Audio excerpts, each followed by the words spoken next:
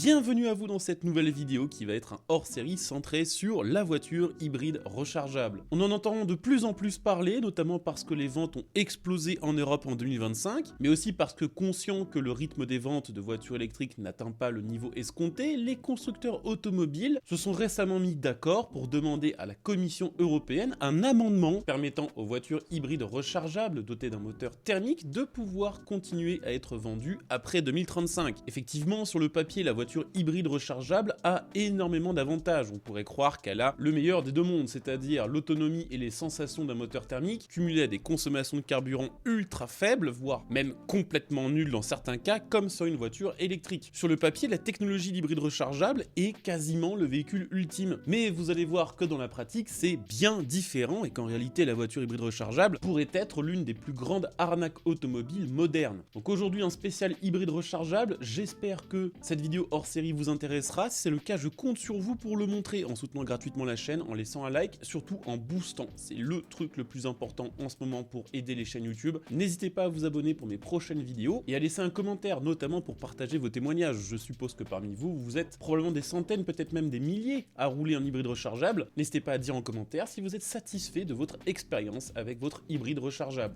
On va commencer cette vidéo avec un chiffre incroyable qui illustre tout le problème de l'hybride rechargeable. 1,6 litres au 100. C'est la consommation moyenne que BMW annonce pour son SUV V8 de 750 chevaux de 2 tonnes 7, le BMW XM. Ça laisse rêveur de consommer aussi peu de carburant avec une motorisation aussi impressionnante. Le problème, c'est que le rêve est bien éloigné de la réalité. Alors je vous ai choisi le XM ici, qui est probablement l'exemple le plus frappant concernant le premier gros problème de l'hybride rechargeable, les consommations mensongères. Parce que oui, BMW annonce 1,6 litres au 100, dans la réalité, on est plutôt sur du 15 litres au 100 réel en conduite normale, c'est-à-dire une consommation 10 fois plus élevée que celle annoncée par les tests WLTP. C'est un exemple, mais dites-vous que la plupart des véhicules hybrides rechargeables ont des consommations multipliées par 3, 4 ou 5 entre celles annoncées et celles réelles. Et ça, c'est un gros problème parce que beaucoup de clients de véhicules hybrides rechargeables pensent acheter des véhicules particulièrement économiques, alors que pas du tout. Je vous donne un autre exemple qui est peut-être plus populaire. Vous prenez un Peugeot 3008 hybride rechargeable, les consommations annoncées c'est 1,3 litre au 100, en réel c'est plutôt 9 à 10 litres. Alors pourquoi il y a une si grosse différence de consommation entre ce qui est annoncé et la réalité? La raison principale, c'est que les tests d'homologation sont complètement à côté de la plaque, notamment parce qu'on considère dans ces phases d'homologation qu'une voiture hybride rechargeable part toujours avec sa batterie complètement rechargée. Effectivement, sur le papier c'est l'avantage phare de l'hybride rechargeable, elle est équipée de grosses batteries et de moteurs électriques, ce qui lui permet, selon le cas, de rouler de plusieurs dizaines de kilomètres à plus d'une centaine en mode 100% électrique, c'est-à-dire ne consommant aucune goutte d'essence. Le problème, c'est que si on utilise un hybride rechargeable sans recharger cette fameuse batterie, ce qui est malheureusement très souvent le cas, on perd complètement cet avantage et là les consommations explosent. Normalement, à ce moment de la vidéo, vous allez vous poser la question suivante. Pourquoi le propriétaire d'un véhicule hybride rechargeable ne rechargerait-il pas sa batterie? Eh bien, tout simplement parce que la plupart du temps, les voitures hybrides rechargeables sont des voitures d'entreprise. La Commission européenne veut absolument décarboner le secteur des transports. L'une des manières d'y arriver, c'est de pousser les entreprises à passer petit à petit à la voiture électrifiée pour arriver au bout à la voiture 100% électrique. Elle incite donc les entreprises à avoir les voitures les plus électrifiées possibles et à l'avantage fiscalement les véhicules considérés comme les plus vertueux, à savoir les voitures électriques et, grâce aux consommations extrêmement faibles mesurées en laboratoire, les voitures hybrides rechargeables. Vu que pour l'instant les entreprises sont très réticentes à passer leur parc au 100% électrique, qui ne convient toujours pas à tous les usages, beaucoup ont reporté leurs achats sur des voitures hybrides rechargeables. Elles fournissent donc maintenant à leurs salariés des milliers de voitures hybrides rechargeables qu'ils n'ont pas forcément la possibilité, ou la même envie que si c'était leur véhicule personnel, de le recharger. Alors ça, c'est pas moi qui le dit, il y a tout un tas d'études qui le montrent. Il y en a encore une récemment de Transport Environnement ou alors de l'ICCT. Toutes montrent que en général, les salariés qui profitent de ce genre de véhicule ne les rechargent que 20 à 30% du temps. C'est-à-dire que vous l'aurez compris, la plupart du temps, ils roulent avec comme si c'était des moteurs thermiques classiques. C'est même pas forcément leur faute, des fois il y a juste pas suffisamment de bornes, ou des fois, selon le taf qu'on fait, on n'a pas toujours le temps de recharger son véhicule entre deux trajets, notamment parce que la plupart des véhicules hybrides rechargeables n'ont pas de batterie à système de recharge rapide. Souvent, c'est limité à 3,7 kW.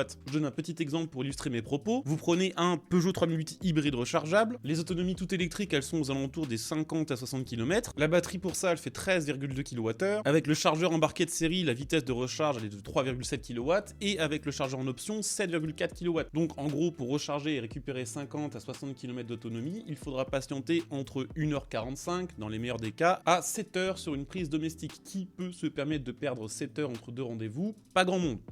Le problème, c'est que lorsqu'on roule avec un véhicule hybride rechargeable non rechargé, c'est que le moteur thermique va devoir tirer le poids mort que sont les batteries vidées et les moteurs électriques inutilisables. Ce poids mort supplémentaire que va devoir tirer le moteur thermique représente en général entre 200 et 400 kg, et c'est ça qui fait exploser les consommations. Qui dit plus de consommation dit également plus de rejet de CO2. Encore une fois, il y a plein d'études qui le montrent, Transport Environnement, mais aussi l'ICCT, qui montrent que les hybrides rechargeables rejettent du coup 3, 4, 5 fois plus de CO2 que ce que disent les fiches officielles, mais en plus des émissions de CO2, les voitures hybrides rechargeables, tout comme les voitures électriques, à cause de leur poids, rejettent également plus de particules dues à l'usure des pneus, mais également dues à l'usure des particules de frein. Effectivement, quand on fait un véhicule plus gros, plus lourd, on est obligé de mettre des plus grosses roues, on est obligé d'avoir des systèmes de freinage plus puissants, et au final, on rejette toujours plus de polluants qu'une petite voiture légère avec des petites roues. Faut rajouter à tout ça un autre gros point négatif, les coûts. Déjà, les coûts d'achat d'une voiture hybride rechargeable sont bien plus élevés qu'un modèle hybride traditionnel ou qu'une thermique traditionnelle. En général, 5 000 à 10 000 euros de plus pour un bénéfice très limité. Même si on arrive à gagner 50 à 60 km en tout électrique tous les jours, il faut des années pour rentrer dans ces frais. À ces coûts d'achat, il faut rajouter les coûts d'entretien qui sont parfois plus élevés. Ce qui est logique puisque la mécanique du véhicule est 2 fois plus complexe. Il faudra rajouter à ça que des pneus plus gros et des disques de frein ou des plaquettes plus grosses sont également plus chers à changer. Et d'après une étude menée par l'IFOP publiée il y a quelques semaines, en 2025,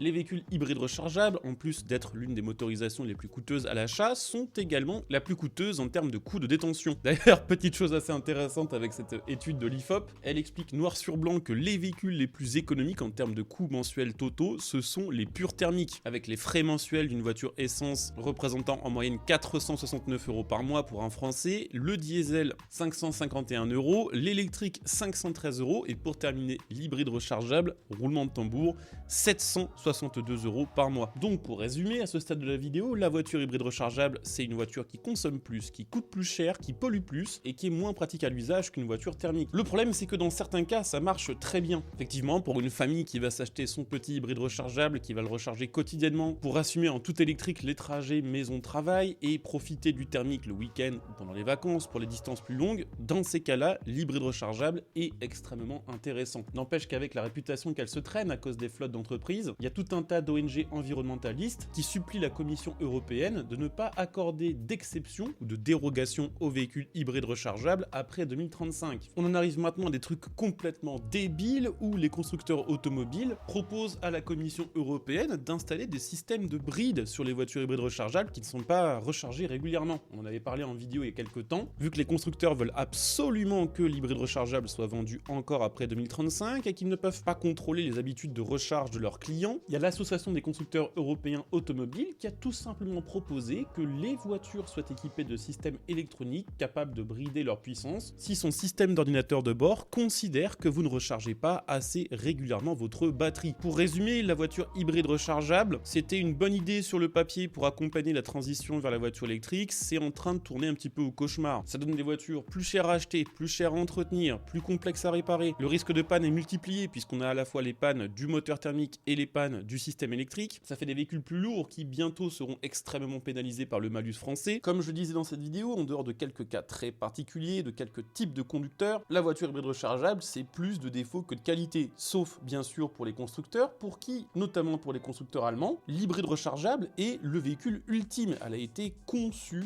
pour répondre parfaitement aux exercices de mesure de consommation et de CO2 d'homologation, les fameux WLTP. Ça permet de conserver le marché des flottes d'entreprises, de faire baisser la moyenne CO2 des marques pour éviter l'énorme café, et ça permet pour les constructeurs allemands de conserver un bloc moteur thermique de gros cylindrée, du V6, du V8, du V12 dans certains cas, ce qui est particulièrement avantageux pour les marques allemandes qui ont jusqu'ici basé toute leur carrière automobile sur leur motorisation thermique. Bien sûr, on peut espérer que cette technologie s'améliore dans les prochaines années, qu'on trouve enfin le bon compromis qui permette de rendre ces voitures aussi avantageuses pour les clients que pour les vendeurs, et ça on le verra dans les prochains mois, et bien sûr, on en parlera dans mes prochaines vidéos d'actualité. En attendant, j'espère que cette vidéo spéciale hybride rechargeable vous aura intéressé. Si c'est le cas, je compte sur vous pour le montrer, en laissant un like, en vous abonnant, en boostant la chaîne, et pourquoi pas en devenant un soutien via le bouton rejoindre sous cette vidéo. On se retrouve dès demain pour la prochaine semaine d'actualité auto. Ciao!